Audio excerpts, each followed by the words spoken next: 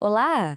Vamos mergulhar hoje numa história documentada que, olha, desafia nossa compreensão sobre vida, morte e principalmente sobre o perdão. É a análise de diálogos do além, da vingança à fraternidade. Vamos começar com uma pergunta que mexe com a gente. O que aconteceria se, em vez de ter medo ou tentar expulsar uma presença invisível, a gente simplesmente tentasse conversar com ela? E o que vamos ver aqui não é ficção, não é um conto. É o registro de um caso real, de uma série de conversas que pegaram o sentimento de mágoa profunda e o transformaram num desejo genuíno de ajudar. Tudo começou com um pedido de socorro. Uma mulher lá em Portugal estava sendo atormentada por manifestações bem físicas na casa dela e buscou ajuda. O que aconteceu a seguir foi algo totalmente inesperado. Pois é, em vez de um ritual de expulsão, esse grupo de estudos decidiu fazer algo diferente: abrir um canal de comunicação. Vamos tentar entender através do diálogo. E o que eles ouviram foi surpreendentemente real e direto. Logo na primeira conversa, a natureza do conflito ficou escancarada. A resposta do outro lado não foi nem um pouco amigável, era a pura voz da vingança. Essa foi uma das primeiras coisas que ele disse. Pensa só, sem rodeios, direto ao ponto. A motivação era claríssima: cobrança. Ele não queria ir embora, ele queria que ela se lembrasse. E aqui estão as razões dele, na visão dele, claro. Ele afirmava ter sido filho dela numa outra existência, uma vida marcada por maus tratos e pela quebra de uma promessa de amor. O objetivo dele, nas palavras dele mesmo, era simples: não dar paz, não dar sossego. Aqui a gente percebe uma dualidade profunda. Por trás de toda aquela raiva existia uma ferida, um desejo por amor. Era uma mistura bem complexa de dor com um tipo sombrio de satisfação em vê-la sofrer. Isso mostra o tamanho do conflito dentro dele. No segundo diálogo, a dinâmica começa a mudar. Só que essa transformação não acontece da noite para o dia. Ela vem com uma tremenda luta interna.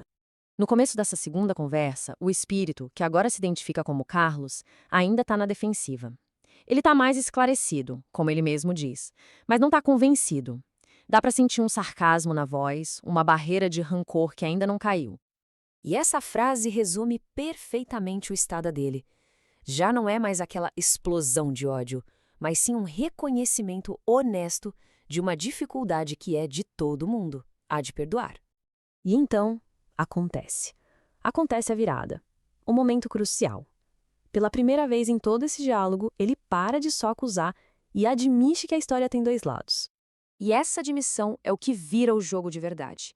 Ele até menciona que eles, os bons espíritos, o ajudaram a enxergar, mas a confissão vem da boca dele. Ao reconhecer que também falhou, ele dá o primeiro passo real para quebrar o ciclo da vingança. E isso aqui revela um ponto fundamental.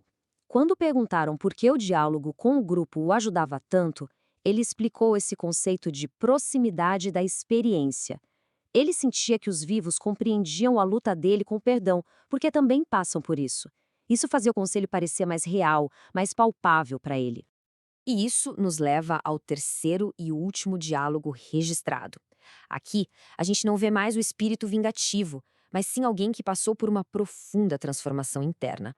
A comparação aqui, lado a lado, mostra o tamanho da mudança. No início, ele encontrava felicidade no sofrimento dela. No final, ele está se preparando para ajudá-la. Ele foi da insistência na vingança para a percepção de que o perdão estava, na verdade, curando a ele mesmo. A transformação é impressionante. Com essa nova clareza, o próprio Carlos explicou como as manifestações físicas aconteciam. Não era mágica, era quase uma ciência. Era a união de três coisas: a vontade intensa dele, os pensamentos da pessoa na casa, de onde ele colhia a energia, e a junção dessas forças para criar o efeito físico. Livre da obsessão pela vingança, a percepção do Carlos se expandiu de uma forma incrível. Com essa frase, ele tenta transmitir a beleza e a vastidão que ele agora conseguia enxergar. E ele tenta descrever o que quase não tem descrição. Ele fala de cores, de brilhos, de rastros de luz de outros seres. Ele compara com a sensação de ver o oceano pela primeira vez, mas logo corrige, dizendo que é muito mais. Uma perspectiva que a vingança o impedia totalmente de ver. E assim, a gente chega à conclusão dessa jornada. A transformação do Carlos não termina com a paz que ele encontrou para si. Ela se converte em um novo propósito. E aqui, o ciclo se completa de uma forma linda.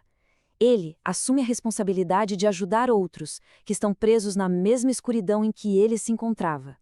A ajuda que ele recebeu, ele agora se sente na obrigação de passar adiante. A mensagem final dele para a mulher que lhe assombrava é um reflexo perfeito dessa mudança toda. Ele pede que ela o perdoe, que ela também se perdoe e a encoraja a amar e a respeitar as pessoas ao redor, para não cometer os mesmos erros. E ele termina com essa metáfora belíssima. A gratidão se tornou a bússola dele, a luz que vai guiá-lo daqui para frente, garantindo que ele não retorne à escuridão da qual foi resgatado. E para terminar, fica essa reflexão. Este relato documentado nos mostra uma transformação radical.